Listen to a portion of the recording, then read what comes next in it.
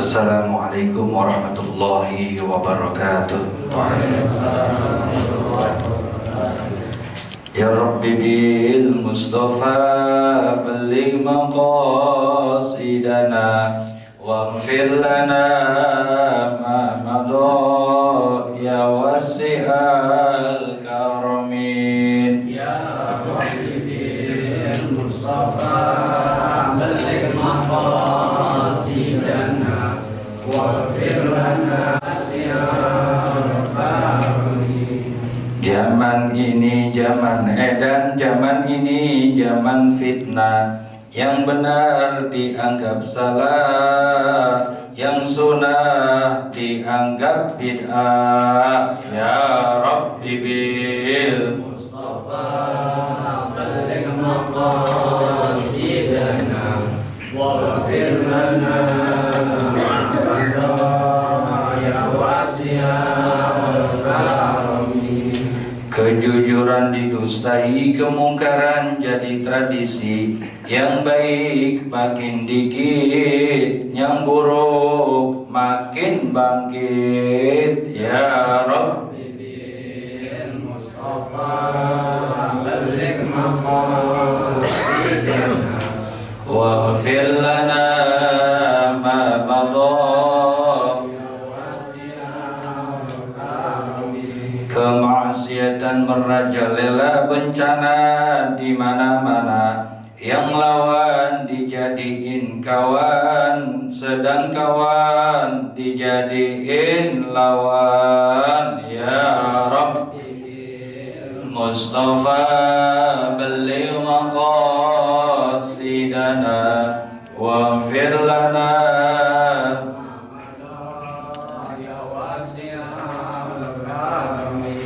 Allahumma salli wa sallim wa barik alaihi wa ala alihi.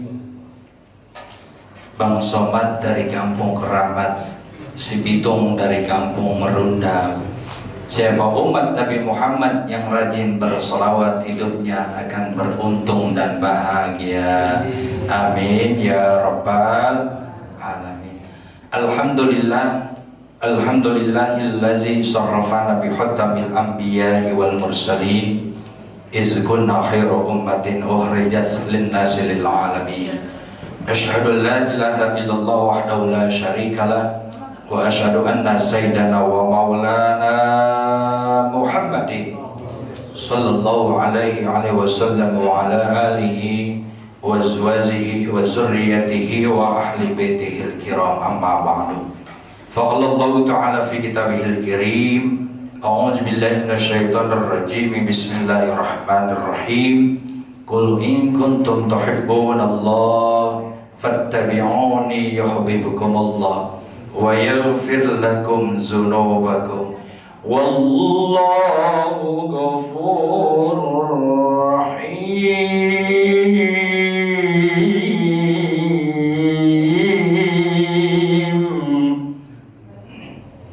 Faqala Nabi sallallahu alaihi wasallam man ahabbani kana ma'i fil jannah. Sadaqallahul azim wa sadaqa Rasulullah sallallahu alaihi wasallam. Yang saya hormati dan sama-sama kita muliakan Ketua DKM Musholah An-Nur Al-Mukarram ada ilallah wa rasuli ainal kiram al-ustad Ustaz Rahmat mata Allah bituli hayatin, amin. Yang saya hormati dan saya muliakan para asatiz, atasizah, wabil khusus sesepuh lingkungan, Bapak Ibu yang mohon maaf lahir dan batin.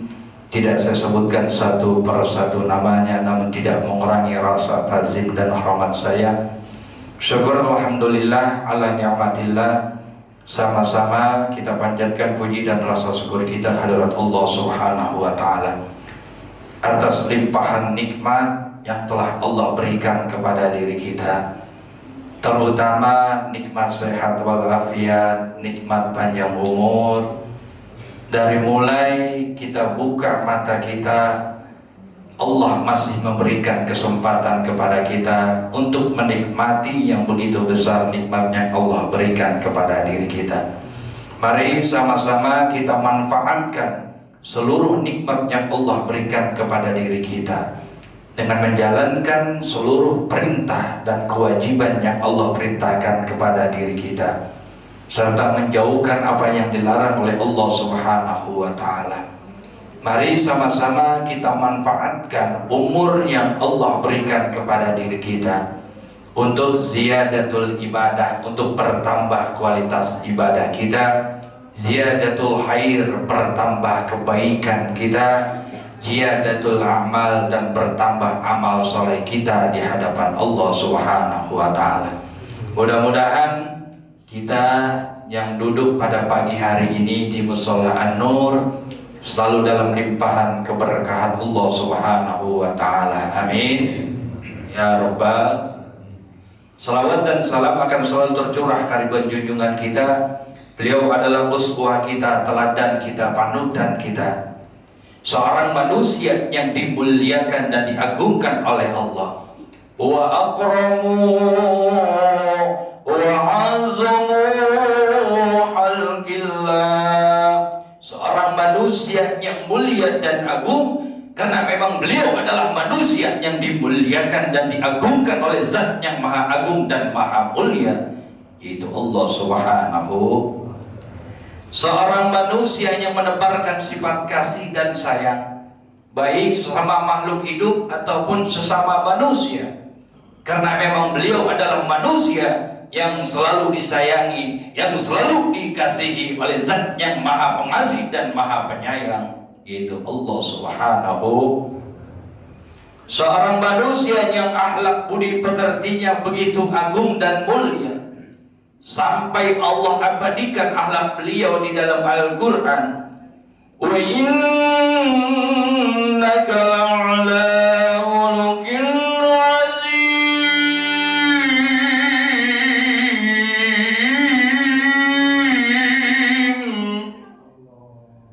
sungguh ada di dalam diri Rasulullah akhlak yang mulia dan agung. Sayyidil Hurril Muhajjalin, Sayyidil Karamat, Sayyidil Mu'jizat, baginda Nabi Muhammad sallallahu alaihi wasallam. Mudah-mudahan setiap saat, setiap waktu, setiap jam, setiap menit, detik selalu bertambah mahabbah kecintaan kita kepada Rasulullah. وعلامة الحب أن يطاعة سنة السنية وإكثار الصلاة عليه. Tanda orang yang cinta kepada Rasulullah yaitu orang-orang yang menjalankan sunnah-sunnah ajaran-ajaran beliau. Wa iksarus salati alaih, dan memperbanyak berselawat kepada beliau. Bapak Ibu yang saya muliakan, yang dimuliakan oleh Allah Subhanahu wa ta'ala, 14 abad yang lalu ketika Rasulullah SAW melewati Gunung Qudatain, beliau dilemparin batu sampai berdarah. Sampai pada saat itu dalam Al-Kisah malaikat Jibril turun menawarkan pertolongan kepada Rasulullah. Kenapa? Karena Rasulullah sudah berlumuran darah. Apa sebaliknya balasan Rasulullah, jawaban Rasulullah? Justru Rasulullah mengangkat kedua belah tangannya dan beliau berdoa kepada Allah, Allahumma hdi fa innahum la ya'lamun. Ya Allah, berikan petunjukmu kepada penduduk Qudatain, karena mereka tidak tahu saya adalah utusan Allah. Ketika beliau melewati Taif, Bapak Ibu, beliau dilemparin batu. Semua cucuran darah, tetesan air mata yang ia lakukan untuk memperjuangkan agama Allah demi kecintaannya, ingin menyelamatkan kita tidak hanya di dunia, bahkan ila yaumil akhirah. Bahkan ketika Rasulullah SAW di akhir hayat beliau, yang disebut oleh beliau adalah ummati, ummati, ummati, umatku, umatku, dan umatku. Bukan yang disebut, yang dipanggil oleh Rasulullah, mana sahabat-sahabatku, mana anak-anakku, mana istriku, bukan. Tapi yang disebut oleh Rasulullah di akhir hayat beliau, ummati, ummati, ummati, umatku, umatku, umatku. Artinya apa? Begitu besarnya cinta Rasulullah kepada kita semua. Bahkan ketika di akhir hayat beliau, ketika akan dicabut oleh malaikat Israfil, beliau bertanya kepada malaikat Jibril, "Ya Jibril, apa jaminan untuk umatku kelak nanti yaumul akhir?" Jibril kembali kepada Allah. Lalu Allah memberikan kabar gembira, "Ya Jibril, sampaikan kepada kekasihku Nabi Muhammad bahwa umatnya dijamin masuk surga."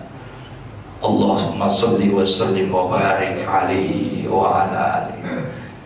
Jaminan ini Rasulullah minta kepada Allah sebagai salah satu bukti kecintaan beliau kepada kita semua.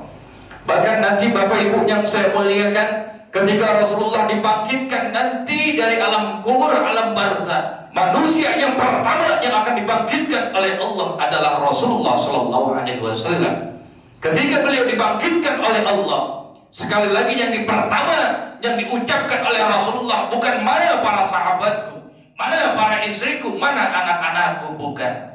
Tapi yang pertama yang Rasulullah nanti dibangkitkan dari alam kubur, alam barzah oleh Allah, yang pertama disebut oleh Rasulullah, "Ya Jibril, aina ummati? Ya Jibril, aina ummati?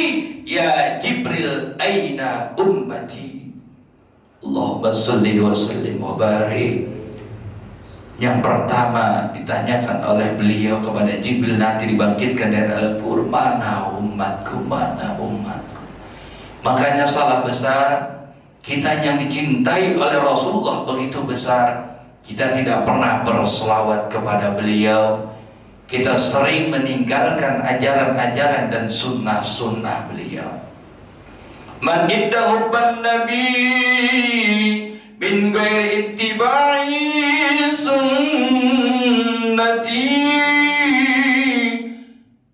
Siapa orang yang mengaku cinta kepada Rasulullah, rindu kepada Nabi, min ghairi ittiba'i sunnati, namun dia tidak mengikuti sunnah-sunnahku, fahuwa kadzab, maka ia adalah seorang pembohong besar. Na'udzubillah min zalik. Bapak Ibu yang saya muliakan, yang dimuliakan oleh Allah Subhanahu wa taala, ketika Rasulullah SAW sedang khatib Jumat, Bapak Ibu, tiba-tiba ada suara rintihan di luar masjid, suara tangisan.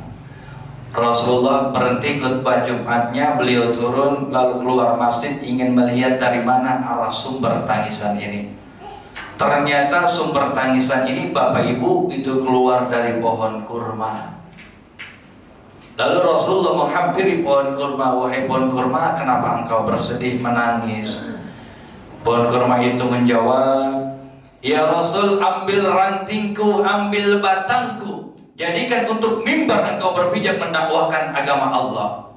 Tapi apa jawab Rasulullah? "Tidak pohon kurma, tapi aku berdoa kepada Allah, kelak nanti engkau pohon kurma ada di dalam surga."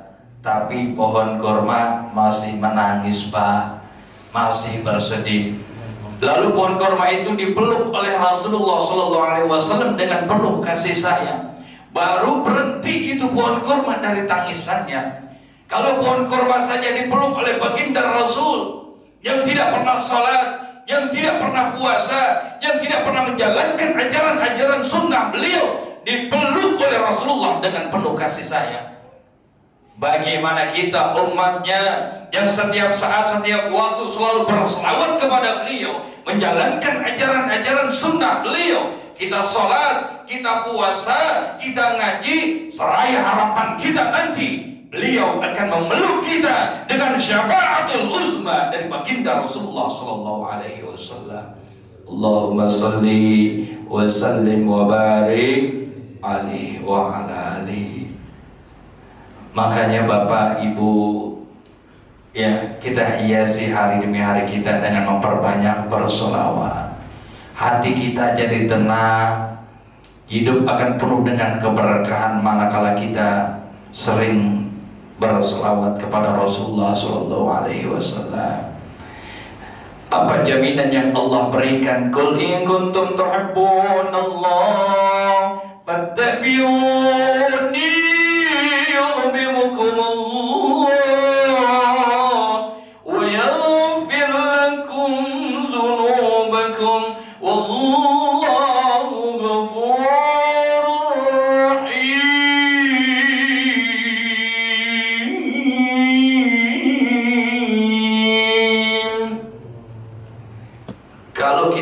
dicintai Allah, fattabi'uni, ikuti apa yang aku lakukan, kata Rasulullah. Jalankan ajaran-ajaranku, sunnah-sunnahku. Yuhibbukumullah, maka Allah akan mencintai kita. Ketika kita dicintai oleh Allah, jaminan yang Allah berikan, wa yaghfir lakum dzunubakum, maka Allah akan mengampunkan seluruh dosa-dosa dan kesalahan kita. Amin ya rabbal alamin. Yuk Bapak Ibu, kita selawat lagi ya. Buktikan kecintaan kita kepada Rasulullah Sallallahu Alaihi Wasallam, biar kita juga nggak ngantuk ya. Ini badan nunduk serius atau ngantuk? Wallahu alam ya. Mudah-mudahan serius ya. Memang kalau ngaji Bapak Ibu itu sudah mulai pasti berubah posisi, pasti gitu. Sudah mulai di pojokan, nyender, molor. Pasti nggak di mana-mana. Itu ujian yang berat bagi orang yang mengaji. Pergi haji ke kota Mekah, naiknya pesawat Saudi Arabia. Siapa orang yang rajin mengaji, hidupnya akan penuh berkah dan bahagia. Amin ya rabbal alamin. Yuk kita bersolat. Allahumma shalli wa sallim wa barik alaihi wa ala alihi. Salatullah salamullah ala ta'a rasulillah. Salatullah salamullah ala yasin habibillah. Salatullah salamullah ala ta'a rasulillah. Salatullah salamullah ala yasin habibillah. Allahumma salli wa sallim wa barik alaihi. Bapak Ibu yang saya muliakan, yang dimuliakan oleh Allah Subhanahu wa taala, ketika Rasulullah sallallahu alaihi wasallam melewati masjid, ada sahabat Rasulullah yang bernama Mu'adz bin Jabal sedang membacakan ayat-ayat Al-Quran. Apa ayat yang dibacakan Mu'adz bin Jabal? Bismillahirrahmanirrahim. Yawma yunfakhu fis-suri fatatuna afwaja. Ini yang dibaca oleh Mu'adz bin Jabal, Bapak Ibu. Lalu Rasulullah hentikan langkahnya sejenak di depan masjid. Mu'adz bin Jabal tahu Rasulullah lewat depan masjid, berhenti. Beliau pun Mu'adz bin Jabal berhenti, Ibu. Lalu buru-buru Mu'adz bin Jabal menghampiri baginda Rasulullah sallallahu alaihi wasallam. Ya Rasul, kenapa engkau berhenti melangkahkan kaki kamu? Ya Mu'adz bin Jabal, ayat yang kau bacakan sangat dahsyat dan luar biasa.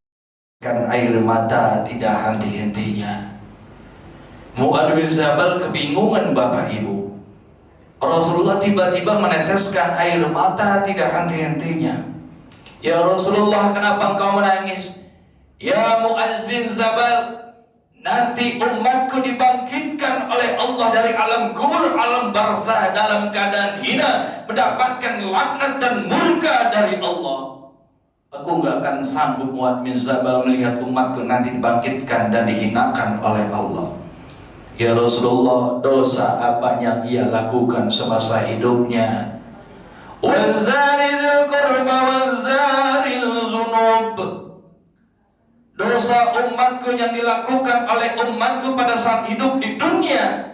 Maaf, beribu maaf, ia sering ada sifat iri, dengki, hasud, ghibah terhadap tetangganya. Usil kiri kanan depan belakang, mencari-cari kesalahan tetangganya, memfitnah, menyebarkan aib tetangganya. Kelak nanti dibangkitkan oleh Allah dari alam kubur, alam barzah, tanpa kedua tangan dan tanpa kedua kaki. Nauzubillah min. Bapak Ibu, Bu,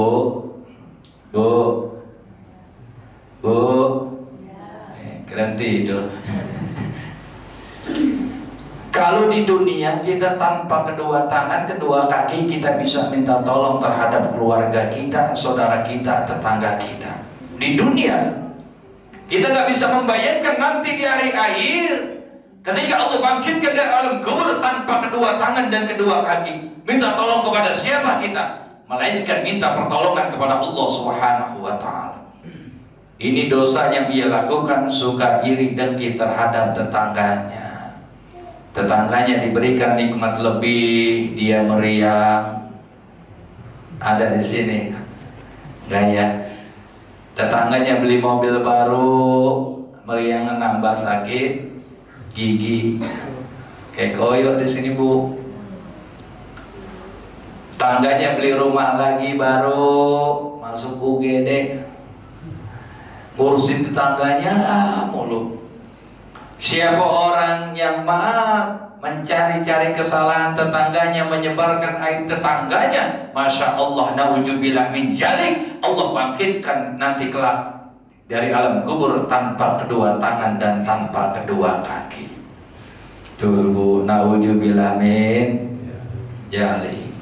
Makanya bu, dalam hidup bermasyarakat, Islam tidak hanya mengajarkan hubungan vertikal kita kepada Allah. Islam pun mengajarkan kepada kita bagaimana hubungan horizontal kita jaga dengan baik. Kita harus menghargai, menghormati, dan berbuat baik terhadap tetangga kita. Ketika kita ada musibah, bencana, sakit, ataupun kematian, bukan anak kita yang di Bogor, bukan anak kita yang di Tangerang, justru tetangga adalah orang yang pertama yang akan membantu dan menolong kita. Kenapa? Tetangga adalah orang yang paling sering berkomunikasi, berinteraksi dengan kita. Tuh. Makanya jangan mencari-cari kesalahan tetangga kita. Karena tetangga adalah orang yang pertama akan membantu dan menolong kita manakala kita ada bencana, musibah, penyakit, kematian, kesusahan. Makanya harus berbuat baik terhadap tetangga.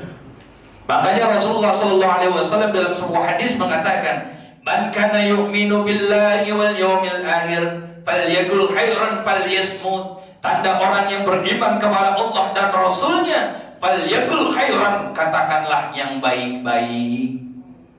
Ketika kita takut tidak bisa berkata yang baik-baik, mendatangkan mudarat, yang terjadi akhirnya malah pertengkaran. Kita tidak bisa mengontrol hawa nafsu kita. Falyakul khairan falyasmut, maka diamlah. Diam itu lebih baik. Khawatir kita ngomong jadi sama tetangga ribut. Jangan sampai sama tetangga tidak tegur sapa. Betul bu? Gara-gara jemuran lewat dikit samping rumah marahan. Betul? Motor kurang geser sedikit pinggiran marah. Mobil di tengah jalan ditegur marah. Ya Allah ya Karim.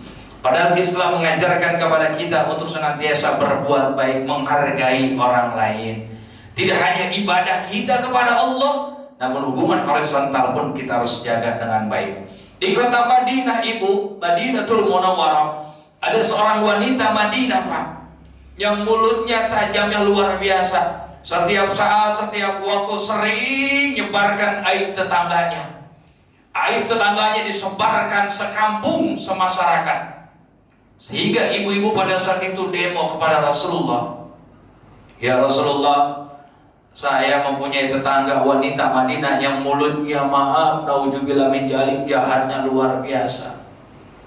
Lalu dihadirkan wanita Madinah itu di hadapan Rasulullah. Lalu Rasulullah berkata, wanita ini tidak beriman, wanita ini tidak beriman, dan wanita ini tidak beriman. 3 kali Rasulullah mengucapkan ini. Sahabat Ali berkata, ya Rasul, kenapa wanita ini tidak beriman? Dia rajin sholat, betul. Dia sudah pergi haji, betul. Dia rajin sedekah, dia rajin ke majelis taklim, dia rajin membaca Al-Quran.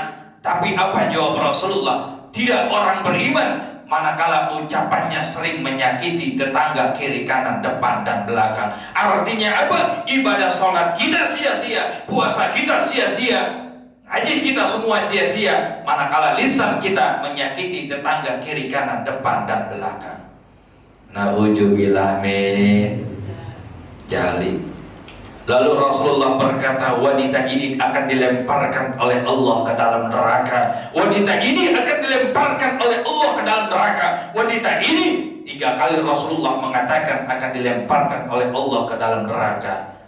Sahabat Umar berkata, kenapa ya Rasul? Wanita ini ibadahnya rajin, jamaahnya rajin, membaca Al-Qur'annya rajin, tapi karena perbuatannya sering mengganggu tetangganya, sering tidak bisa memberikan rasa aman dan nyaman tetangganya, wanita ini nanti akan dilemparkan oleh Allah ke dalam neraka. Na'udzubillah min. Makanya ucapan kita, perbuatan kita jangan sampai menyakiti tetangga kita. Masya Allah, ngaji di mana-mana tapi mulut masih mengganggu, usil terhadap tetangga. Jangan. Ilmunya tidak dipakai. Ibu-ibu kalau ada 2 orang lagi ngomongin orang lain, datang orang ketiga ngademin, nggak boleh ngomongin tetangga. Ini nambahin. Betul ya Pak? Iya, emang tuh rumah itu wah nambah-nambahin. Datang orang keempat, bukannya malah ngingetin nih nggak boleh gibah sama tetangga kita, nggak boleh, nambahin juga. Ya Allah, Bu, insya Allah ibu-ibu sini mangga ya Bu. Iya, ibu-ibu yang sonah jauhan ya. Makanya Masya Allah, na'udzubillah min zalik, nanti Allah bangkitkan tanpa kedua tangan dan kedua kaki, karena dia sering mengganggu, tidak bisa memberikan rasa aman dan nyaman tetangganya. Yang kedua, umat Rasulullah akan dibangkitkan oleh Allah dalam keadaan hina dan mendapatkan murka dari Allah. Nanti dibangkitkan oleh Allah, maaf, beribu maaf, mulutnya, hidungnya, rambutnya, semuanya tubuhnya seperti seekor babi, 100% sama dengan seekor babi hitam legam. Buat bin Zabal, ya Rasul, apa dosa yang dilakukan oleh umatmu pada saat ia hidup di dunia? Fawailul lil musallin alladzina hum an salatihim sahun. Pada saat hidup di dunia ia sering meninggalkan sholat. Na'udzubillah min.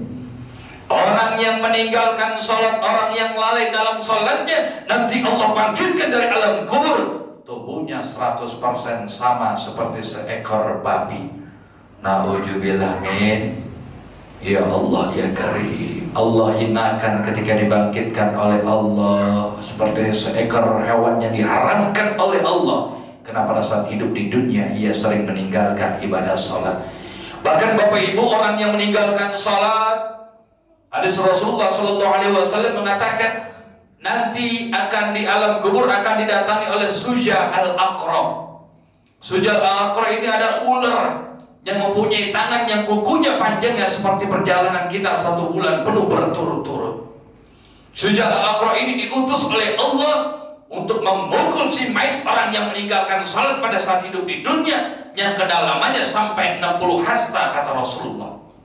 Dipukul oleh Suja al-Aqra, wahai mayit, aku diperintahkan oleh Allah untuk memukul kamu karena engkau meninggalkan ibadah salat zuhur sampai tibanya waktu salat asar. Aku diperintahkan oleh Allah untuk memukul kamu si mayit karena engkau meninggalkan salat asar sampai saat tibanya salat maghrib. Aku diperintahkan oleh Allah untuk memukul kamu si mayit karena engkau meninggalkan sholat maghrib sampai tibanya sholat isya dan sampai tibanya waktu sholat subuh. Sampai kapan Suja al-Aqra akan memukul si mayit yang meninggalkan sholat? Hatta ila yaumal qiyamah, sampai hari kiamat tiba. Ini yang disebut oleh Rasulullah ajab alam kubur, alam barzah bagi orang yang meninggalkan sholat. Na'udzubillah min. Bu, murus sabiyya bis shalah idza balagha 10 sinin, idza balagha 7 sinin wa idza balagha 10 sinin fadribuhu 'alaiha. Perintahkan anak kita Pak untuk sholat pada saat usia sudah 7 tahun. Ajarkan pada saat usia 7 tahun untuk sholat. Nih titipin nama guru-guru kita, taruh di musola andor, ke majlis taklim, ke pengajian guru-guru kita. Nanti diajarkan sholat. Ajarkan gerakan sholat, ajarkan bacaan sholat, ajarkan nah ini hal-hal yang membatalkan sholat, ini rukun sholat, nah ini syarat sahnya sholat. Ajarkan pada saat usia 7 tahun. Makanya gak apa-apa Bapak kalau anak ke musola ngikut jamaah, gak apa-apanya, namanya anak-anak lari-larian. Jangan anak ke musola, ke masjid dimarahin, sehingga masjid yang ada di benaknya adalah sifat marah dari orang tua yang lagi sholat. Keluar kamu, berisik kamu di musola, di masjid, sehingga dia nggak mau ke masjid, ke musola. Salah. Kita rangkul anak kita. Nah di sini nanti dia lihat gerakan sholat, ajarkan anak kita, jangan diusir. Nanti kalau sudah mereka sering di jalan nongkrong main gitar, Masya Allah, jarin. Namanya anak-anak, kita juga masih anak-anak, sering lari-lari dulu sholat ya Pak. Bapak kita ruku kita naikin, bapak kita sujud kita naikin. Gak apa-apa namanya anak-anak. Sampai kapan kita ajarkan anak kita sholat? Sampai usia 10 tahun. 3 tahun prosesnya yang lama Pak. Ketika usia 10 tahun anak kita tidak sholat, fadribuhu alaiha, pukullah dengan pukulan kasih sayang. Jangan dibonggol pakai martil. Jangan coba sholat buat bocor kita yang sengsara, bawa ke rumah sakit. Jangan. Empos, tahu empos? Nih sholat subuh nih ya Allah. Jangan sampai kita rajin ke masjid, ke musola, sholat subuh berjamaah, anak kita di rumah masih tidur nggak dibangunkan. Jangan sampai. Ketika kita membiarkan anak kita tidak sholat subuh, berarti kita membiarkan anak kita dilemparkan oleh Allah nanti ke dalam neraka. Kalau kita sayang sama anak-anak kita, sholat subuh bangunin walaupun dia marah. Berarti kita menyelamatkan anak kita. Jangan sampai anak kita biarkan tidak sholat, nanti anak kita nuntut di mahkamah Allah karena dia dilemparkan oleh Allah ke dalam neraka. Ya Allah, saya nuntut, saya nggak mau sendiri masuk ke dalam neraka. Ibu bapak saya rajin ke masjid, tapi saya tidak dibangunin sholat subuh. Dia nuntut kepada Allah, yang akhirnya kedua orang tuanya bersama dengan anaknya di dalam nerakanya Allah Subhanahu wa Ta'ala. Na'udzubillah min. Makanya anak sekarang kalau sholat subuh dibangunin nendang, betul Bu? Tahu nendang? Kakinya nendang kita, ya Allah ya Karim. Oh, nendang. Apa-apa, tarik aja bangun siram. Berarti kita sayang sama anak kita, ingin selamat dari api nerakanya Allah Subhanahu wa Ta'ala. Anak enggak sholat dibiarin. Orang tua sekarang apa lahir dan batin. Anak pulang sekolah yang ditanya udah makan atau belum, betul? Bukan Pak, udah sholat zuhur atau asar belum? Anak sekarang pulang pagi dimarahin, ya betul. Tapi kalau sholat subuh nggak bangun subuh dibiarin. Ya Allah ya Karim. Anak nanti akan menuntut di mahkamah Allah dan akan membawa kita ke dalam neraka ketika kita tidak ajarkan untuk sholat. Ya ayyuhalladzina amanu qu anfusakum wa ahlikum nara. Hai orang-orang yang beriman, jagalah dirimu dan keluargamu dari siksa api neraka. Anak kalau kita tidak ajarkan sholat, kita tidak ajarkan puasa, kita tidak ajarkan untuk mengaji, anak akan melemparkan kedua orang tuanya ke dalam neraka. Tapi ketika anak kita ajarkan sholat, ajarkan ngaji, ajarkan ilmu agama, tanamkan akhlakul karimah, anak akan menyelamatkan kedua orang tuanya masuk ke dalam surga. Waladun sholih yad'u lahu. Ya Allah ya Karim. Perjuangan sekarang kita berat Bu, dengan tantangan zaman. Anak kita kalau main HP berjam-jam kuat, betul. Satu rumah ibunya main HP, bapaknya main HP, anaknya main HP, gak ngobrol, betul. Betul ya Pak? Bapaknya ngomong, ibunya lagi asik aja YouTuber. Bu bikin kopi, gak dengar. Anak sholat, asik main HP. Ya Allah ya Karim. Tantangan sekarang luar biasa. Makanya sekarang ngurus anak ibu itu lebih berat ketimbang kita mengembala, mengurus kambing. Kita miara kambing 10, 1 masuk kandang, 9 sudah masuk Ustaz. Tapi kalau anak punya anak 2, 3, 1 belum masuk rumah, yang 2 nggak tahu di mana. Betul. Sehingga khawatir kita pergaulan sekarang, ya Allah ya Karim. Anak pulang dari luar berani berkata kasar sama orang tua. Masa Allah bentak orang tua, Pak? Ya, orang tua ibunya dibentak, disuruh sholat galakan dia. Ya Allah, karena ujian buat kita orang tua, banyakin sabar, istighfar, berdoa, menjaga anak kita. Ini makanya anak-anak kita taruh di musola An-Nur, ada pengajian ya saudara. Ada nih titipin sama guru-guru kita. Jangan kita ajarkan anak kita yang sifatnya umum duniawi. Betul, anak kita menjadi orang sukses dan berhasil di dunia, jadi orang kaya dan berhasil. Tapi kalau ilmu agama, nanti ketika kita meninggal dunia, apa yang kita harapkan? Melainkan doa dari anak-anak kita yang soleh dan soleha. Lihat ibu banyak di makam umum, kita lihat anaknya berdasi berjas, mobilnya mobil mewah. Ketika diarah ke makam ibu, bapaknya yang meninggal dunia, bapaknya disiram pakai air mawar, disiram sebotol, kembang 1 kilo pergi. Kata bapaknya, ibu dalam kubur sambil geledek, gua disiram doang. Mana fatihahnya, mana doanya, mana yasinnya? Orang tuanya nyesal di alam kubur, ya Allah saya nyesal anak saya tuh. Dulu saya didik dengan ilmu duniawi, memang dia orang berhasil, orang kaya, tapi tidak punya ilmu agama. Dia tidak bisa ngaji, dia tidak bisa doa. Coba orang tua nyeselnya, na'udzubillah min dzalik. Padahal orang tuanya di alam kubur lagi disiksa, mengharapkan Fatihah, doa dari anak yang soleh dan soleha. Ya Allah ya Karim, jangan sampai ibu di akhir hayat hidup kita sakaratul maut di leher, anak cuma memandangin kita. Ya bapak saya mati nih, ya mati, tuh kan mati, begitu doang.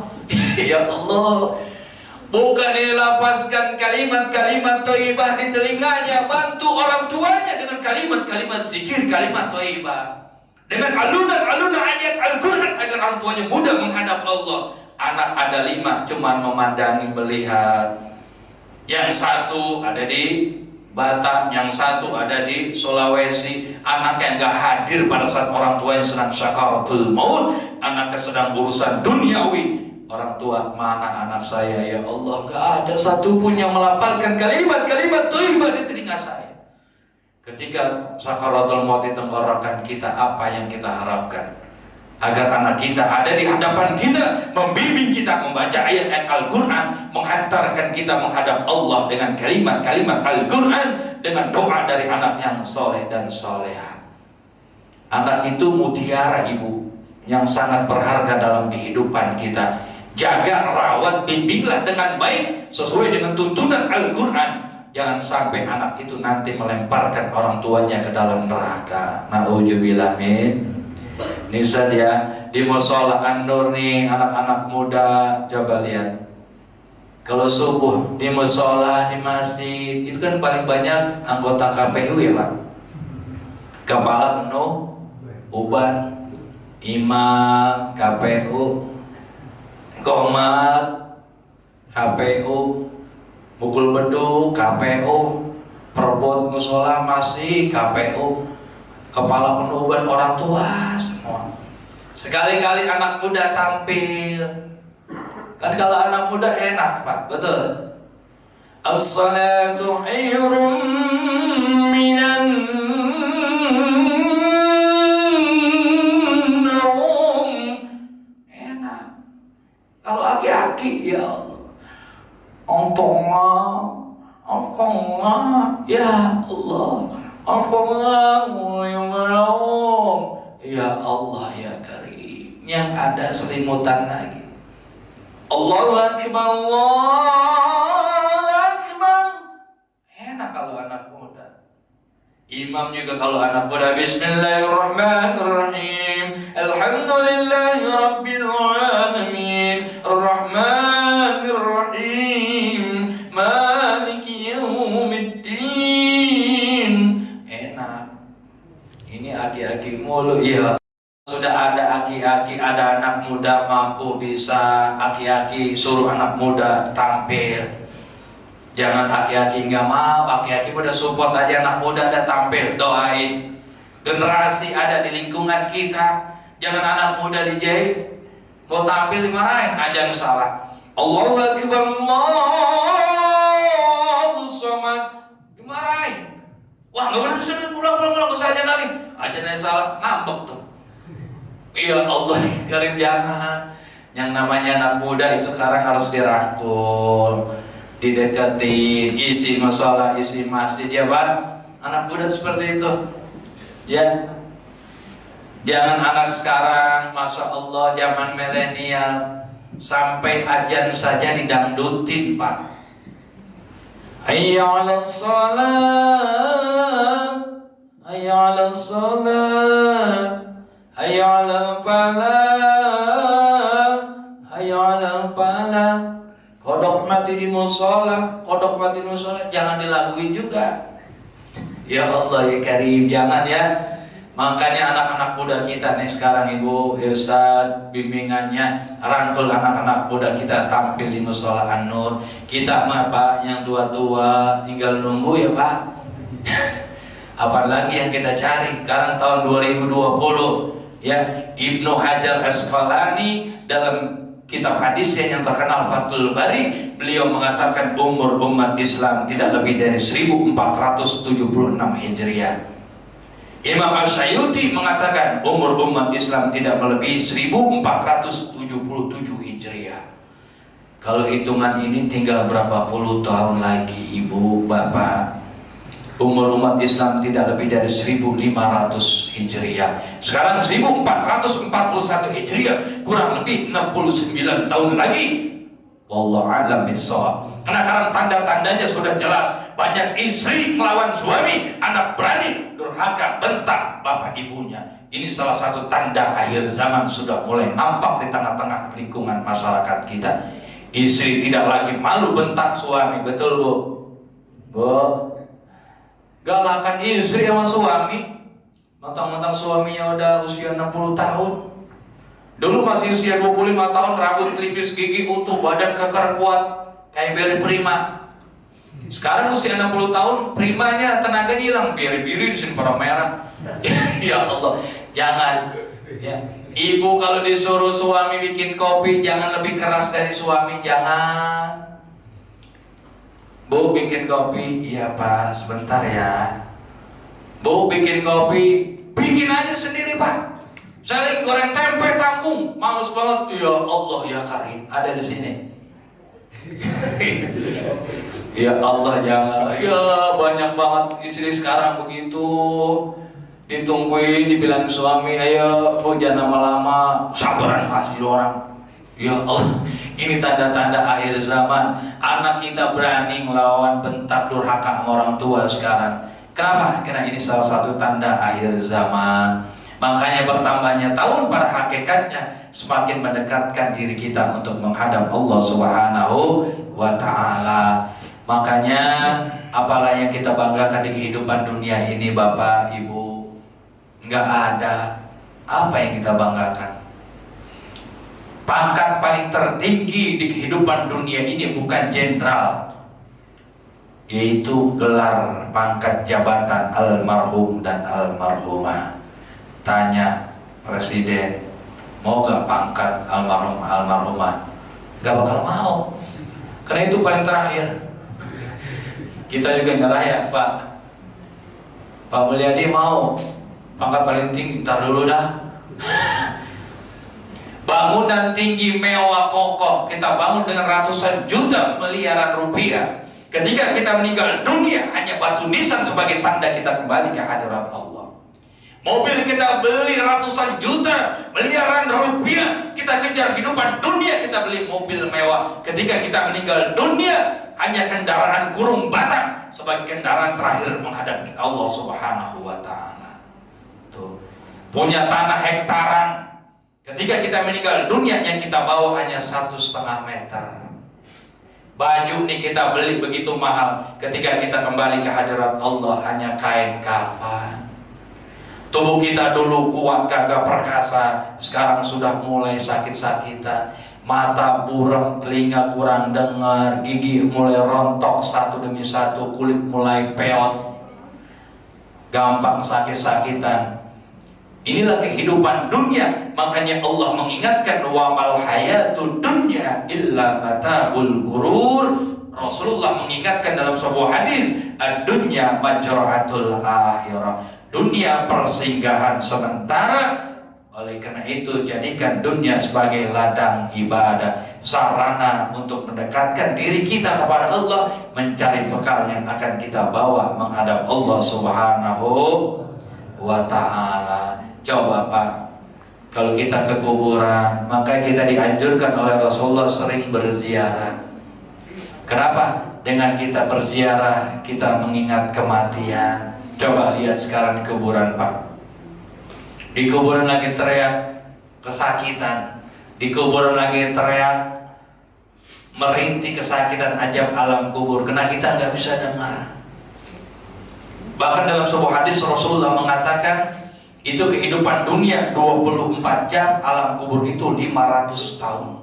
Dimensi yang jauh luar biasa. Kita tidur bangun sudah 24 jam, tapi di alam kubur itu 500 tahun satu hari kehidupan dunia. Sehingga kalau kita tahu di alam kubur pada saat ini mereka sedang ampunan disiksa oleh Allah, karena begitu panjang waktu disiksa oleh Allah. Karena di alam kubur dengan kehidupan dunia bandingannya dimensinya 500 tahun dengan 24 jam di kehidupan dunia.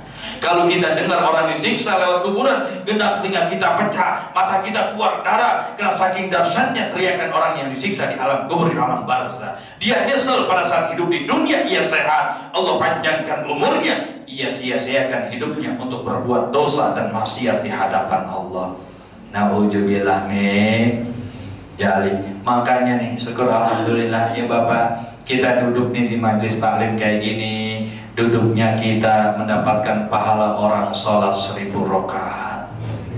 Langkah kita duduknya di sini sama aja duduk di taman surga. Ya, ini ibaratkan taman surga Pak. Ya beginilah pegel tuh. Ada yang kakinya dilipat, ada yang kakinya naik. Begini mau di taman surga. Dan kalau nonton TV kuat berjam-jam. Kalau ngaji nunduk-nunduk merap. Kalau berbuat baik ibadah begitu ya, ujiannya buat kita, Masya Allah, duduknya di majelis talim sama saja duduk di taman surganya Allah Subhanahu wa ta'ala. Duduk kita pada pagi hari ini, duduknya Allah berikan pahala orang sholat sunnah 1000 rakaat. Alhamdulillah. Mudah-mudahan ya kita istiqomah di sini ya, ikutin majelis talim. Karena hati kita kalau kita tidak sirami dengan nilai-nilai agama, hati kita akan mati. Ya, orang yang sering dengar pengajian majelis talim, insya Allah hatinya akan hidup. Orang kalau hati sudah mati dinasihatin oleh orang lain dalam hal kebaikan, dia marah, dia gak terima.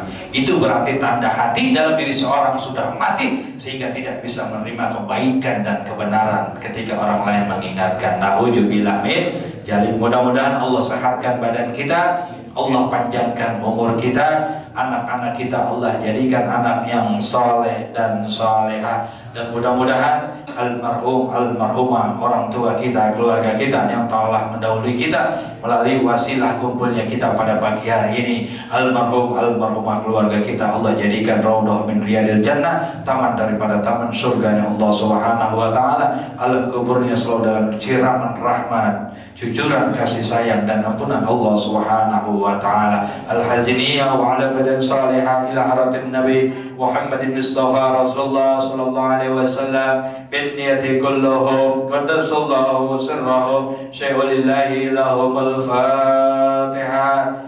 A'udzu billahi minasyaitonir rajim. Bismillahirrahmanirrahim. Alhamdulillahi rabbil alamin. Arrahmanir rahim. Maliki yaumiddin. Iyyaka na'budu wa iyyaka nasta'in. Ihdinas siratal mustaqim. Siratal ladzina an'amta 'alaihim ghairil maghdubi 'alaihim waladdallin. Amin. Bahkan Bapak, Ibu, orang yang melaksanakan sholat subuh berjamaah, namun setelah subuh sebelum syuruk diisi dengan hal-hal yang baik, dengan tadarus Al-Quran, dengan mendengarkan ilmu agama, lalu dia sholat syuruk 2 rakaat, subhanallah, Allah akan memberikan pahala seperti orang berangkat ibadah haji. Alhamdulillah, saking besarnya pahala orang sholat subuh, makanya rajinlah subuh berjamaah di mushola, berjamaah di masjid, karena pahalanya subhanallah seperti orang melaksanakan ibadah haji. Mungkin ini saja yang dapat saya sampaikan. Mohon maaf apabila ada perkataan saya kurang berkenan di hati Bapak Ibu sekalian. Yang benar datangnya dari Allah.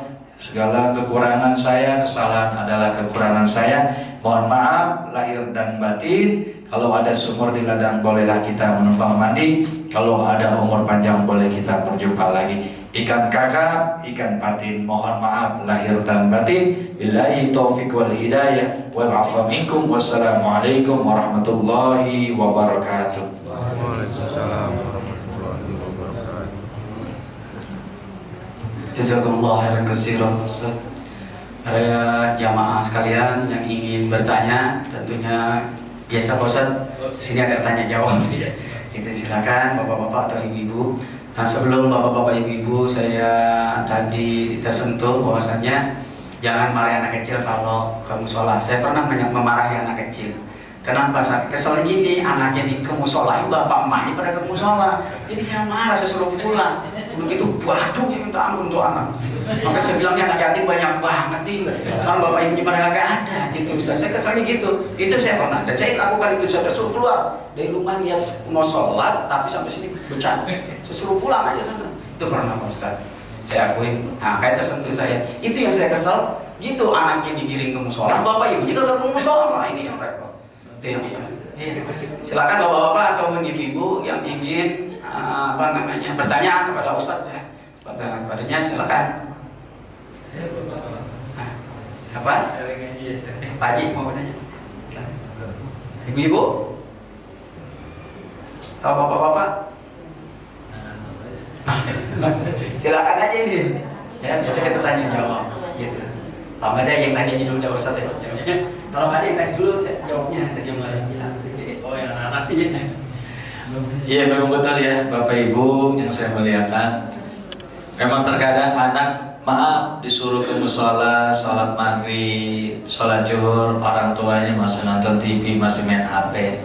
Ya Bu, Bapak Ibu itu adalah dalam sebuah hadis, ma min syahsin walahu sirru min sirri abihi. Bapak Ibu itu adalah contoh, uswah, teladan di tengah-tengah lingkungan keluarga. Makanya maaf, jangan harap anak mau sholat kalau bapak ibunya di rumah nggak pernah sholat. Jangan harap anak mau melaksanakan puasa di bulan Ramadan kalau bapak ibunya pagi-pagi sudah goreng nasi. Jangan harap anak mau bertutur kata yang baik, yang sopan, lemah lembut. Maaf, ketika bapak ibu sedang bertengkar dengan istri, dengan suami, terlontar kata yang kotor, kata yang kasar, bahkan ragunan semua disebut, di absen pada saat ibu sedang berantem dengan istri, dengan suami. Dan anak melihat, mendengar perkataan ibu bapak, itu akan dicontoh. Illa walahu sirru min sirri abihi. Makanya buah jeruk tidak akan jauh jatuh dari pohon jeruk. Artinya sifat bapak, sifat anak akan selalu diwarnai sifat karakter ibu bapaknya. Makanya kita contohkan dulu ke masjid, ke mushola jamaah. Tuntun anak kita dari mulai wudhu sampai ke mushola, taruh di samping kita. Nggak apa-apa. Kalau anak itu khawatir nanti bercanda, taruh bapak-bapak, anak-anak, bapak-bapak, anak-anak selang-seling. Ya. Jangan satu hari, dua hari dia bercanda, ditegur, dibilang nas, sholat gak boleh bercanda, ngomong baik-baik, dia ngerti lama-lama. Sehari, dua hari, tiga hari, nanti dia terbiasa. Masjid lain, musola lain bisa bapak ibu, anak sholat diem, cuma nengok doang kiri kanan, nggak ngomong, diem kiri kanan, nggak apa-apa namanya anak-anak, diem belum kena kewajiban sholat. Anak kita sholat pahalanya buat siapa? Ibu bapak. Jangan anak sholat, bapak ibunya enggak. Betul Ustaz? Kita juga manusia punya rasa sabar. Kalau ada anak nakal yang naudzubillah min dzalik, ya Allah, kita juga ada sabarnya. Kita lagi sholat, anak polisi teriak-teriak, kita belum selesai waladolin, dia udah amin. Anak, iya karena buru amin. Gimana? Ya Allah ya Karim. Malah ada anak, maaf Bapak Ibu, imam itu dikata sama anak. Imam baca ayat lama, anak di belakang ngomong, itu imam bacanya lama banget nih. Soalnya ada anak. Ya Allah ya Karim. Ada kayak gitu ya saja. Apalagi kalau sholat, maaf ada anak juga. Ketika kita sholat berjamaah, ada anak yang memang 1 rakaat 2 rakaat keluar dan berisik di luar. Itu ujian buat kita. Namanya anak-anak, biarin aja ya. Yang penting dia enggak di depan kita, lari-larian di depan kita. Itu boleh gerakan, walaupun satu gerakan boleh. Walaupun kita nggak musuh ya Ustaz.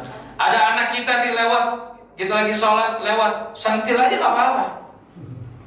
Lewat bolak-balik, dia balik lagi, sentil. Sholat ngurusin bocah. Begitu dia lewat, aduh, di sholat nyentil bapak. Ya Allah. Ya Allah, pernah terjadi Imam Ustaz. Ya. Ya Allah ya Karim. Boleh kalau tidak lebih dari 3 gerakan. Dua yang tidak 3 kali. Batal. Kalau sekali nggak apa-apa, langsung balik lagi. Nggak apa-apa. Emang kita sholat kan begitu ya. Allahu Akbar. Belum bayar angsuran motor lagi. Kan kita mau begitu. Waduh, tempe gosong lupa dimatiin kompor tadi. Ya gosong. Begitu Allah Akbar, mantap tapi pikiran kita. Memang kita Bapak Ibu maaf, kita khusyuk itu belum maksimal. Sayyidina Ali yang mendapat julukan dari Rasulullah Babul Ilmi, ya, pintunya ilmu. Ketika sholat beliau tidak khusyuk. Semua sahabat, siapa bisa sholat khusyuk sampai salam aku berikan sorban, kata Nabi. Siapa yang gak mau sorban Nabi? Umar maju gagal. Kenapa begitu? Allahu Akbar, dapat sorban, batal. Utsman maju rakaat kedua, mau bangun kedua, alhamdulillah dikit lagi dapat sorban, gagal. Sayyidina Ali maju, udah mau salam, alhamdulillah dikit lagi salam dapat sorban, batal. Itu sahabat Ibu. Apalagi kita banyak dosa, banyak urusan, belum bayar kontrakan lagi. Allahu Akbar. Ya tuh kan, datang dikit lagi nih orang bayar kontrakannya, punya kontrakan. Anak belum bayar sekolah lagi. Pikiran kita kemana-mana. Yang penting syarat sahnya sholat, rukun sholat sudah kita jalankan. Adapun kita tidak khusyuk, itu kita manusia biasa. Ya, biasa dia. Jadi begitu, nggak apa-apa gerakan 1 kali. Kalau lebih dari 3 kali baru nggak boleh. Ada orang sholat maaf disentil samping, tak, ini nggak batal sholat. Kita gerakan Ibu 1 jari nggak batal. Kalau 5 jari menurut Imam Syafi'i batal. 1 jari ini sampai bolong leher kita garuk nggak batal. Terus garuk sampai biru merah terus nggak apa-apa, nggak batal. Tapi kalau 5 jari 1, 2, nah itu batal loh. Lebih dari 5 jari, makanya sholat juga ada syarat-syaratnya. Sholat gerakan-gerakan sholat. Makanya Bapak Ibu maaf, kalau kencing kita kan berdiri, betul? Di mushola, di masjid berdiri. Ketika kita berdiri, bersihkan air kencing, kita ruku, sujud, perasaan keluar air kencing, itulah air kencing. Sisa-sisa di pipa. Kalau ibu-ibu besar kencing habis, kalau kita ada salurannya. Makanya dalam kitab fikih dianjurkan diurut. Bukan pakai sabun ngurutnya, diurut. Itu mah diurut sambil dahar. Makanya kalau orang ketika wudhu kencing, ketika kencing ada orang itu dia tahu tata cara wudhu bersuci. Kenapa? Agar menghabiskan sisa air kencing, bukan orang sakit di kamar mandi. Bobongnya itu bukan. Itu membersihkan air kencing yang dianjurkan oleh Rasulullah. Dari pipa ini air kencing keluar, dahamlah sama diurut. Makanya ketika kita kencing kadang-kadang basuh langsung pakai celana. Begitu ruku kayak air kencing, itulah air kencing belum bersih di sisa-sisa itu. Makanya maaf kalau kita sholat dalam keadaan najis air kencing, berarti sholat kita tidak diterima oleh Allah. Kenapa? Karena kita sholat tidak bisa atau tidak memahami bab tentang bersuci. Bersuci bab toharoh adalah bab pertama untuk diterimanya ibadah sholat kita. Kalau toharohnya berantakan, wudunya berantakan, yang harap sholat kita akan diterima. Maka perdalamlah, kajilah, belajarlah bab toharoh dulu. Ini kencing celana nggak digulung, begitu cebok nyepret itu najis, dia sholat aja, ya Allah ya Karim, bertahun-tahun itu ia lakukan, berarti sholat dia tidak diterima oleh Allah. Kenapa? Karena najis. Tuh, makanya sholat yang dianjurkan oleh Rasulullah ketika kita buang air kecil seperti kita yang mau lari start, kanan ke depan, kiri ke belakang, agak nongkrong, itu habis. Ini kadang-kadang kalau sholat, maaf, kita buang air kecil di mall, di musola, pakai kayak apa, wastafel ya, yang kotak itu celana kita buka, itu nyepret air keluar dari tombol itu, nyepret itu pasti. Makanya saya nggak mau ketika disempat begitu buang air kecil, tunggu dulu di kamar mandi, was-was ragu. Kenapa? Udah pasti nyepret loh. Kita kencing gitu di cebok air, muncrat itu pasti kena celana kita. Ya Allah, orang terkadang-kadang meremehkan bab toharoh, bab bersuci, yang pada akhirnya ibadah sholatnya tidak diterima oleh Allah Subhanahu Wa Taala. Nauzubillah min jali. Jadi kemana tahu nggak apa-apa saja. Ya, jadi anak-anak kita memang harus kita ajarkan. Kita dulu yang berangkat, temenin. Nanti anak itu akan meniru apa yang dilakukan oleh orang tuanya. Ya, karena Bapak Ibu kita adalah uswah teladan dalam lingkungan contoh keluarga kita. Ajarkan kepada anak kita, contohkan dulu kita. Insya Allah anak akan meniru apa yang akan kita lakukan. Jangan berkata yang kasar sama anak, anak akan kasar. Maaf beribu maaf, anak dikatain bego, itu akan ngomong, bapak yang bego, begitu. Kenapa? Karena bapaknya mengucap kata yang kotor. Maaf, kata binatang terlontar, anak akan ngomong. Ketika dia emosi, apa yang diomongin bapaknya akan terserap dan akan ditiru ucapan perbuatan bapaknya. Makanya kita hati-hati kalau berucap. Kita ini contoh, anak laki-laki itu biasanya sama bapaknya. Makanya jangan sampai bapaknya melihatin bapaknya, maaf Pak, betul anak saya sendiri aja meniru. Ya udah aja, belum wudu, ngomong anak. Iya tar dulu, begitu saya suruh sholat, tar dulu, ayah aja begitu tadi udah aja nggak wudu, niru apa kita, ya Allah ya Karim. Makanya kita ajarkan anak kita contohkan dulu, baru insya Allah anak akan meniru dan contoh apa yang kita lakukan. Itu dia, saja. Ya mungkin bapak-bapak atau ibu-ibu yang lain yang ingin bertanya, kalau ada ditutup nih. Hah? Udah pada jelas ditutup ya, udah waktu isrok ya. Nggak ada? Ibu-ibu. Itu pernah ya? Biasanya. Iya, silakan. Iya, silakan Bapak. Iya, tanya di pasar. Kemudian selawat yang diajarkan itu seperti apa? Selawat yang diajarkan seperti apa? Kita kan diajarkan untuk baca sama-sama. Selawat yang diajarkan seperti apa? Oh iya. Iya, selawat seperti apa yang dianjurkan oleh Rasulullah. Selawatan banyak ya, Pak Haji ya. Selawatan semua bagus. Kita ambil singkat aja nggak apa-apa. Allahumma sholli ala sayyidina Muhammad, nggak apa-apa. Sholli ala Muhammad. Ya, apalagi ada selawat Arya, selawat-selawat lainnya, ya nggak apa-apa. Karena dengan selawat itu, Pak Haji maaf, ya, bukti kecintaan kita kepada Rasulullah. Kalau Nabi SAW, man ahabba syai'an aksara bi zikrihi. Tanda orang yang cinta kepada sesuatu pasti dia akan menyebut bendanya dia cintai dan sukai. Kita mengaku cinta Nabi, pasti kita menyebut nama Nabi dengan bentuk salawat. Salawat itu adalah bukti kecintaan kita kepada Rasulullah. Semua salawat bagus.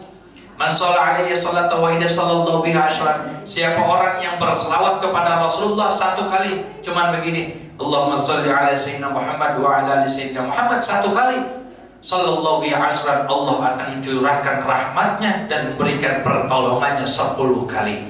Man shalla alaihi sallallahu asyran sallallahu biha mi'ah. Siapa orang yang selawat kepada Rasulullah 10 kali, Allah akan memberikan cucuran rahmat dan pertolongannya 100 kali. Siapa orang yang berselawat kepada Rasulullah 100 kali, Allah akan memberikan pertolongan cucuran rahmatnya 1000 kali. Siapa orang yang selawat 1000 kali kepada Rasulullah, lam tamassuhun nar, akan Allah haramkan jasadnya tersentuh api neraka. Ya Allah, ya Karim, Allahumma shalli wa sallim wa barik alaihi. Bahkan dalam sebuah hadis Pak Haji, Rasulullah menjelaskan, inna du'a mawqufun bainas samawati wal ard la yas'adu minhu syai'un hatta tusalli 'ala nabiyyika. Doa kita ibu akan terhalang antara langit dan bumi. Allah tidak akan menerima mengangkat doa permohonan hajat kita. Bagaimana doa kita akan diterima oleh Allah? Harapan kita dikabulkan oleh Allah. Hatta tusalli 'ala nabiyyika, kita harus berselawat terlebih dahulu. Kalau doa kita mau dikabulkan oleh Allah, sebelum berdoa, bacalah selawat kepada Rasulullah. Ya Allah, ya Karim, ya banyak manfaatnya ya. Tadi kalau kita berselawat, apapun selawat namanya, itu selawat bukti kecintaan kita kepada Rasulullah Sallallahu Alaihi Wasallam. Ya, ibu-ibu sambil goreng tempe selawatan nggak apa-apa. Dia pada dangdutan, ya sambil nonton TV selawatan pelan-pelan. Orang kalau selawatan hatinya tenang, Bu. Ini kampung akan berkah kalau orangnya cinta kepada selawat, cinta kepada Rasulullah. Kenapa? Kita ini banyak dosa, Bu. Banyak maksiat, bohong sama orang. Kalau tidak dengan syafaat Rasulullah, gak akan masuk surga kita. Banyak dosa ketimbang pahala. Coba, gak pantas kita masuk surga. Dengan syafaat Rasulullah lah kita nanti berharap kepada beliau. Beliau memberikan pertolongan dan memasukkan kita ke dalam surga. Tuh, makanya buktikan dengan memperbanyak selawat. Makanya di lingkungan lihat Bapak Ibu banyak majelis selawat, ya, majelis selawat di mana-mana, pimpinan habaib, para kiai, para ulama, berkah lingkungan. Kenapa? Karena di situ ada selawat cinta Rasulullah. Orang yang cinta Rasulullah hidupnya akan tenang. Orang yang cinta kepada Rasulullah hidupnya penuh dengan keberkahan. Orang yang cinta kepada Rasulullah hidupnya akan penuh kedamaian. Tuh, makanya sering-seringlah kita berselawat kepada Rasulullah. Sebelum azan selawatan, ya, naik motor nggak apa-apa, pelan-pelan selawatan, jangan kencang-kencang. Salatullah, salamullah. Gila kita kata orang gila kali ya. Padahal bagus tapi orang yang mendengarnya. Begitu ada motor, Allah doa, langsung Rasulillah. Tak polisi ini orang apa nih? Ya, dalam hati pelan-pelan sallallahu Allahumma shalli ala sayyidina Allahumma shalli ala sayyidina Allah. Imam Syafi'i, Bapak Ibu, andaikan hati saya dibelek, pertama hati saya kecintaan saya kepada Allah, yang kedua kecintaan saya kepada Rasulullah. Makanya maaf Bapak Ibu, maaf lahir dan batin. Miris kalau kita lihat di media televisi orang merendahkan Rasulullah, menghina Rasulullah. Ya Allah, ya Karim. Rasulullah dibilang rembes, tahu rembes Pak? Rembes itu tukang ngompol. Ya Allah, ya Karim. Rasulullah dibilang umbelan, tahu umbelan? Umbelan itu bukan ingus, kalau ingus itu di hidung, ini umbelan sampai ngampleng. Rasulullah itu makhluk hamba Allah yang mulia, kelahirannya saja mulia. Ya Allah, masih bayi sudah dibelek oleh malaikat Mikail, dibersihkan hatinya sehingga Rasulullah tidak punya sifat iri, dengki, gibah, nabi masuk dan lain sebagainya. Kelahirannya ribuan malaikat hadir bertasbih, bertahmid. Semua para nabi hadir depan ibunda Aminah.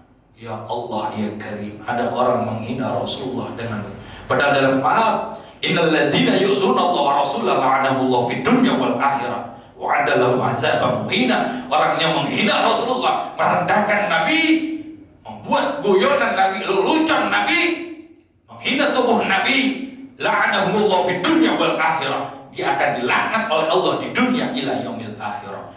Wa'adda lahum azaban muhina, akan dihinakan oleh Allah tidak hanya di dunia ila yaumil akhirah. Kalau orang yang menghina Nabi berarti dia murtad dan harus syahadat kembali dan bertaubat kepada Allah Subhanahu wa taala. Apakah dia akan masuk surga? Enggak akan masuk surga kecuali dengan syafaat dari Rasulullah. Bagaimana dia mendapatkan syafaat kalau dia menghina, merendahkan Rasulullah sallallahu alaihi wasallam? Guru-guru kita dari dulu mengajarkan ta'zim. Ya, mencintai Rasulullah, menteladani akhlak Nabi. Guru-guru kita kalau cinta kepada Rasulullah itu sampai nangis, Pak. Untuk menteladani Rasulullah, berselawat kepada Rasulullah, cintai Rasulullah, bukan menghina Nabi. Ya Allah ya Karim, na'udzubillah min jalik. Sekarang kita harus hati-hati, Pak. Ya, Rasulullah itu ya Allah makhluk yang mulia, rahmatan lil alamin. Sampai kelahirannya diharapkan para nabi sebelum beliau. Malaikat saja ribuan hadir, bidadari dari surga dalam sebuah riwayat dikeluarkan semua oleh malaikat ribuan hadir di depan ibunda Aminah menyambut kelahiran seorang manusia yang mulia dan agung kekasih Allah yang bernama Nabi Muhammad. Ya Allah, Rasulullah dihina, direndahkan. Kalau kita nggak marah Rasulullah dihina, berarti girah kita tidak ada, iman kita tidak ada di dalam diri kita. Kalau Rasulullah dihina, kita marah, berarti iman kita mantap karena kita cinta kepada Rasulullah. Kalau kita diam aja, berarti kita iman kita dipertanyakan di hadapan Allah. Kecintaan kita kepada Rasulullah dipertanyakan. Orang tua kita saya dihina, kita marah. Orang tua, apalagi Rasulullah, orang yang memberikan syafaat dari zaman Nabi Adam hingga Nabi Isa, hanya seorang satu Nabi yang bisa menyelamatkan dan memberikan pertolongan dengan syafaat, yaitu syafaat dari Rasulullah SAW. Tuh ya. Makanya ya, Baji ya, salawat apa saja bagus. Kita cintailah Rasulullah dengan kita buktikan memperbanyak bersolawat kepada beliau. Serai harapan kita makhluk yang doi, dosa, kesalahan, kemaksiatan. Harapan kita beliau nanti memberikan syafaat kepada kita yang bersolawat. Amin ya Rabbal. Ini aja saja. Ya, sekali lagi Ibu, mohon maaf ya, lahir dan batin apabila ada yang kurang berkenan di hati Bapak Ibu. Billahi taufiq wal hidayah wal afu minkum. Wassalamualaikum warahmatullahi wabarakatuh.